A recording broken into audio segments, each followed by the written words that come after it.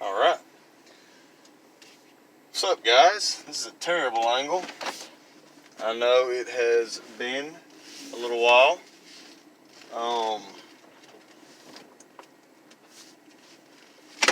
I've certainly not uploaded in quite some time. Let me get out of this parking lot. Life's been very busy. Kind of been a rodeo, one thing after the other, as always, though. So I guess this is what we might call a 1,000-mile update, because currently we are driving the car, the Impala. I just changed the oil. I waited a little while from the overhaul. Put some Mobil 1 synthetic and a Mobil 1 filter. Had to do some stuff to it since the overhaul, since I started driving it. So first thing, y'all, I don't know how well you can hear it, but you'll probably notice this in a minute. Oh, I wish I'd have set this up different. I had to put shift solenoids in the transmission because it was shifting terribly. Well, I screwed up and I broke the cardinal rule. When I did it, I changed the oil and the filter. Now the transmission slips.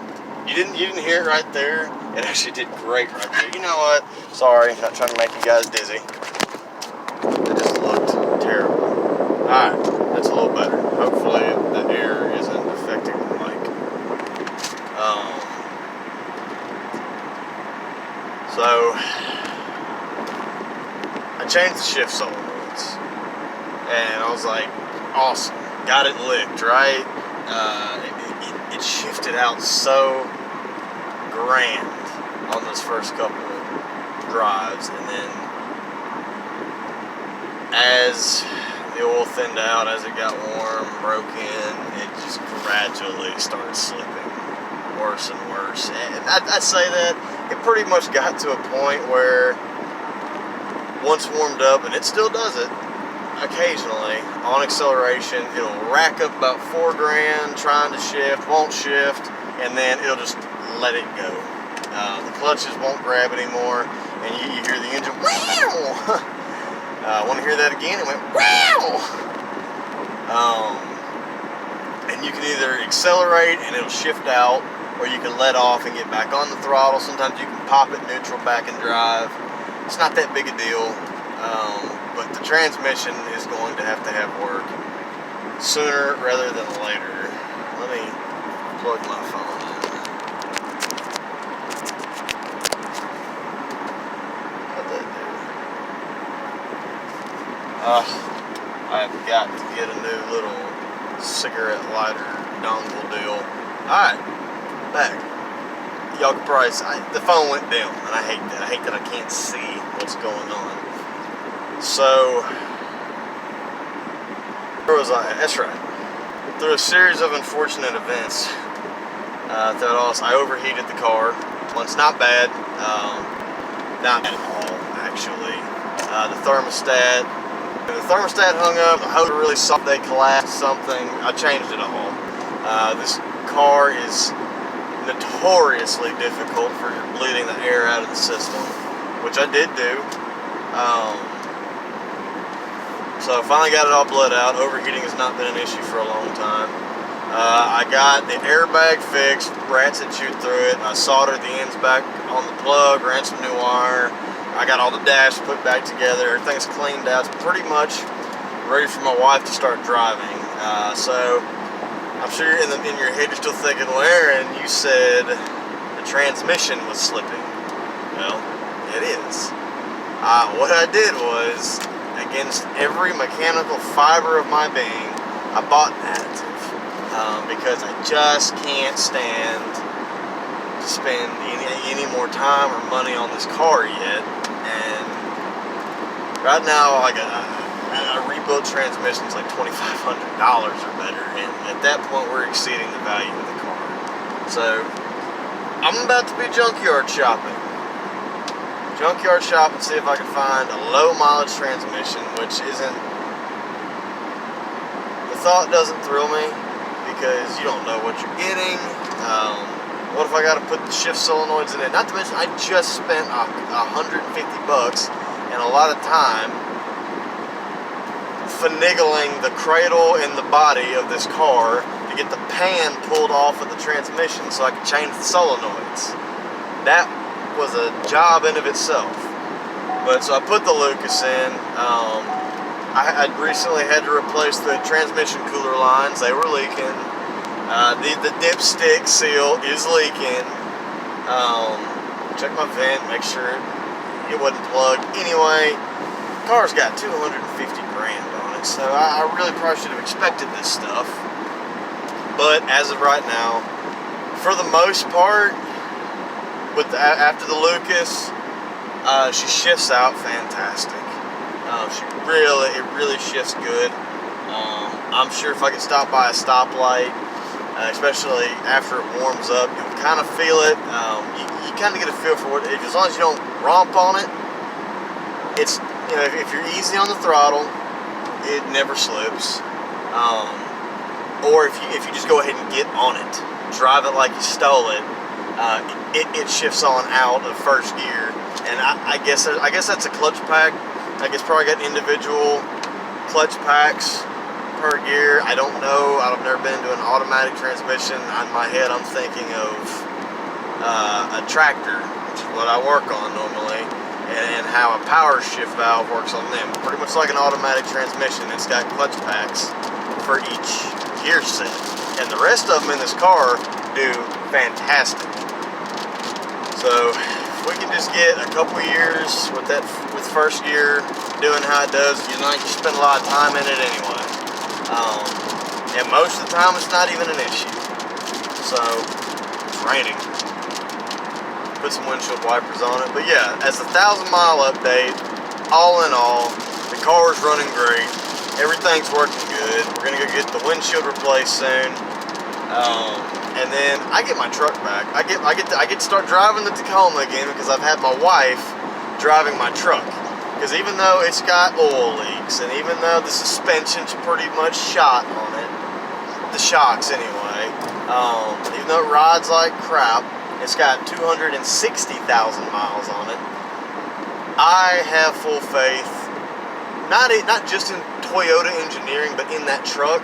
Enough so that I would hop in that truck and drive to Canada right now from Louisiana and feel perfectly safe doing so.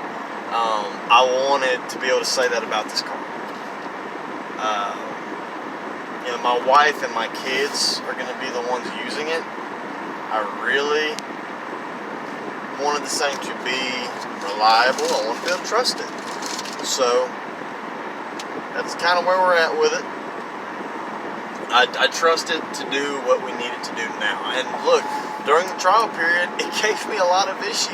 There's a lot of crap popped up that I'm glad did not happen to her. My wife's not dumb at all, but sometimes you get a bunch of indicator lights flashing at you and the thing says overheat. You see your temperature pegged out. People who don't know any better might freak out and just try to drive it until it stops. And it will eventually. So I'm to a point now where I definitely trust it to get her. Farthest she ever has to drive is an hour away. Putt from the house around town. When she gets a job that probably won't be more than 30 minutes away, she'll be able to go back and forth to there. Take the kids to appointments, stuff like that. I trust it full well to do that because so far, for the last couple months, it's carried me to and from my job, and probably for the last 3 weeks to a month that it hasn't had an issue. And I work like 40 miles from home, so I put a lot of miles on a vehicle quickly. 5 days a week, twice a day. It used to be 6 days a week. I don't miss working Saturdays. But anyway, guys, I don't know what the next video is going to be. I think I had promised garden videos. Well, we done worked the dirt, planted the crops. Everything's in the ground, coming up good. So if you're going to say a prayer for us, pray that the crops come up. We've been, excuse me, slowly chipping away at my bathroom.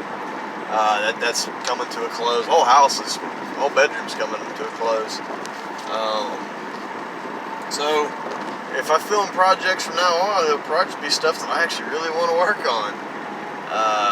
We got my dad's 1 ton going. There wasn't really a lot to film on that. It was just nitpicking, change tires. We had to track down the short, stuff like that. But soon, I should be able to film some stuff on the Tacoma, because it's about to get some much needed love. And when that's done, I've been saving up for a little while. I think in a past video I said I wasn't going to mention it. I'm going to go ahead and mention it. I have an 87. I've got 2 87 Toyota pickups. One was my original first truck, daily driver, right? Loved it, rolled it. History's history. I got another one with not a stellar cab on it, but the top's not caved in. So, hey, can't be mad about that. So I've got those 2 trucks. I got my good cab. The other one, the frame's still good on it. The bed's actually still good on it. That truck was a turbocharged model. It's actually already got an R151 transmission with the gear-driven transfer case, the 4-pinion rear end. The truck was a unicorn, which is why I'm actually passing the guy who towed it. He offered to buy it, waive my towing fees, and buy the truck for $1,000. He knew what it was. I was not letting that truck go, because I knew one day I was going to build it. The day's coming up. Soon, I don't know when. A lot of it's probably done outside. I've got a shop.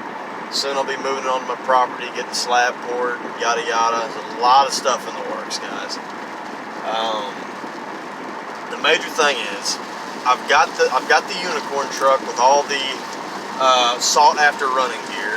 I've got a cab to replace the cab that I destroyed, and I've got 2, ready for this, 1UZ engines, which I bought when I was like 19 years old, and they've just been sitting in my dad's shop, and I turn them over every now and then, and I have always wanted to do a 1UZ swap on that 2nd gen truck. So, it's raining hard. I'm about to close off. Hope you guys have an amazing day. To end this, the last part of that deal is I'm working on getting a 4Runner, an 85 4Runner. Anybody who knows Toyotas well knows what 85 means. Pretty much the only way I'd be able to squeeze that V8 in that tiny little engine compartment is to have a solid front axle underneath it. So, super stoked. Getting real excited. Can't wait to have that sitting on the property. Just kind of have the 3 trucks and the engine. Just have it all there. See you guys later.